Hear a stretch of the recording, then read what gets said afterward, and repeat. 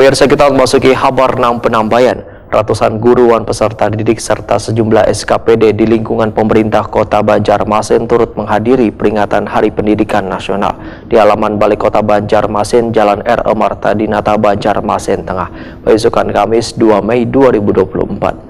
Diharapkan melalui Hari Pendidikan Nasional ini, maka pendidikan dan pembelajaran di seberatan sekolah bertambah maju, serta metode pembelajaran baru melalui kurikulum Merdeka Belajar yang diterapkan membuat dunia pendidikan akan semakin baik. Ratusan guru dan peserta didik serta sejumlah SKPD di lingkungan pemerintah Kota Banjarmasin turut menghadiri peringatan Hari Pendidikan Nasional di halaman Balai Kota Banjarmasin, Jalan R.E. Marta Dinata, Banjarmasin Tengah, besokan Kamis 2 Mei 2024. Sebagian dari mereka terlihat mengenakan berbagai pakaian adat Nusantara. Wakil Wali Kota Banjarmasin, Arifin Nur, Wetakoni Prima TV berharap melalui Hari Pendidikan Nasional ini, maka pendidikan dan pembelajaran di seberatan sekolah yang ada di Kota Seribu Sungai ini bertambah maju serta metode pembelajaran baru melalui kurikulum Merdeka Belajar yang diterapkan membuat dunia pendidikan akan semakin baik.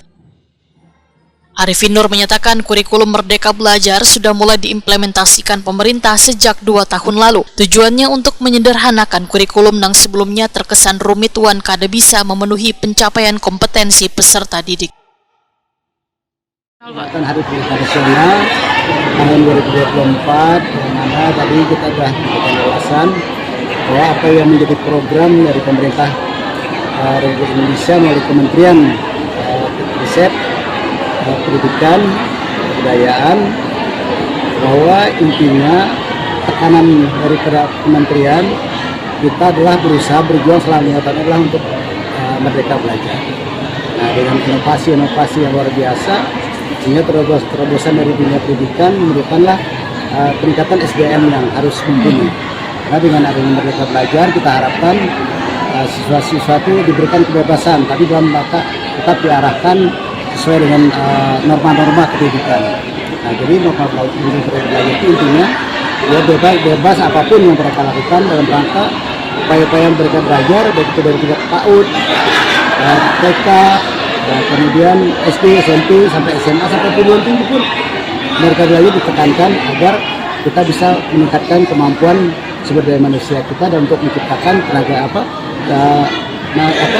SDM kita yang handal. Arifin Nur berharap kurikulum Merdeka Belajar yang sudah diterapkan ini bisa berjalan dengan baik hingga menambah siswa berprestasi di Banjarmasin.